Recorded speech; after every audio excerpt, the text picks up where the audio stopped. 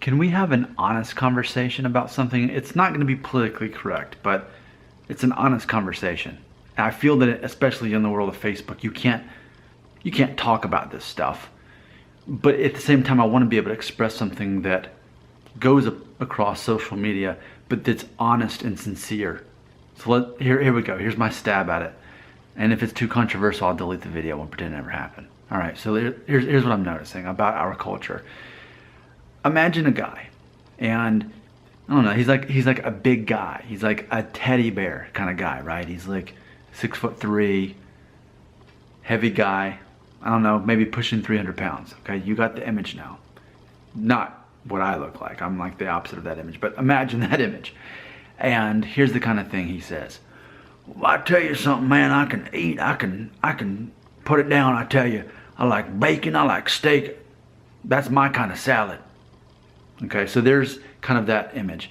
And we laugh at this. It's funny that this big guy who is the epitome of masculinity jokes about how he likes to eat, and he likes to eat a lot of meat. And as far as salads, not so much. And if he sees a picture of a baby pig on the internet, he'd say, bacon seed. So we get this and we find humor in it. We laugh at the fact that this man is eating a lot of meat. We're finding masculine identity in this. Okay, so now that we've established that, this man, it's not that he's eating healthy, it's that he's eating a lot of meat, and he identifies in his masculinity in that. Manliness comes from eating all of this meat, right? Okay, again, he's not healthy necessarily. In fact, he's overweight, but we're not talking about that because he's a big guy and he's a teddy bear. And he's a big guy, all right?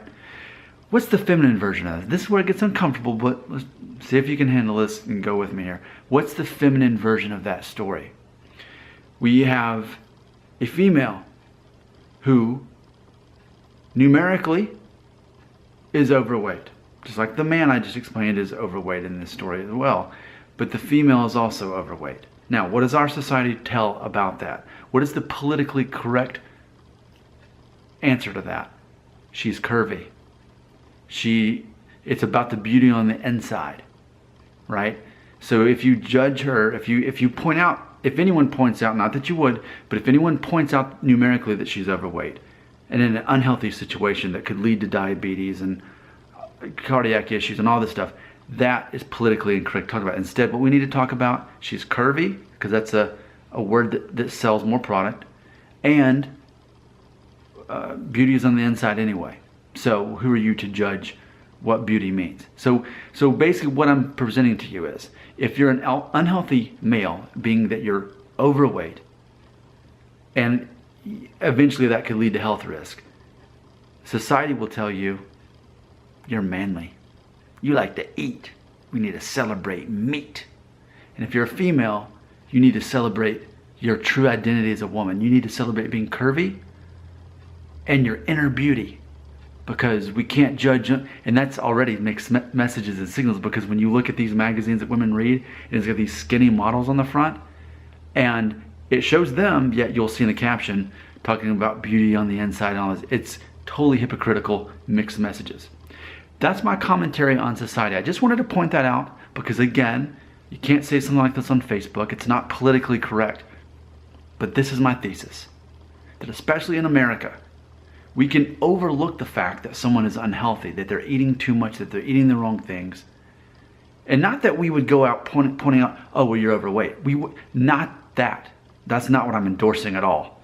What I'm wanting to publicize, what I just want to come out and say is this. We are sweeping this under the rug, because if a man eats too much and he's unhealthy, and what does he call it? He's a big guy, he's a teddy bear, and we laugh about it. And the female in the same situation, she's curvy, she's beautiful on the inside too. And I keep hearing this, but what we're not acknowledging is, even if you feel good in that identity, there's still a future involved in that person's life. Where will that person be 30 years from now in their manliness and their curviness?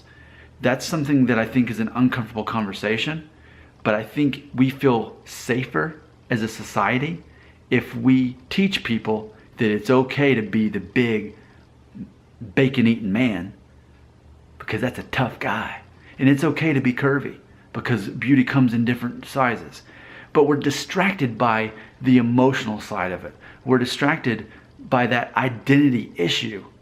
We're focusing on that, these gender issues. You're masculine, you're curvy, you're beautiful, you're strong, all these signals, all these messages. But ultimately, where will that get us in 20 years as far as health goes? What I think is we're being blinded by emotion, and we don't want to address the real issues because that's not the safe thing to do. It's not the politically correct thing to say. And in fact, again, I'm afraid of even releasing this video for fear that I might have to take it down because of politically correctness.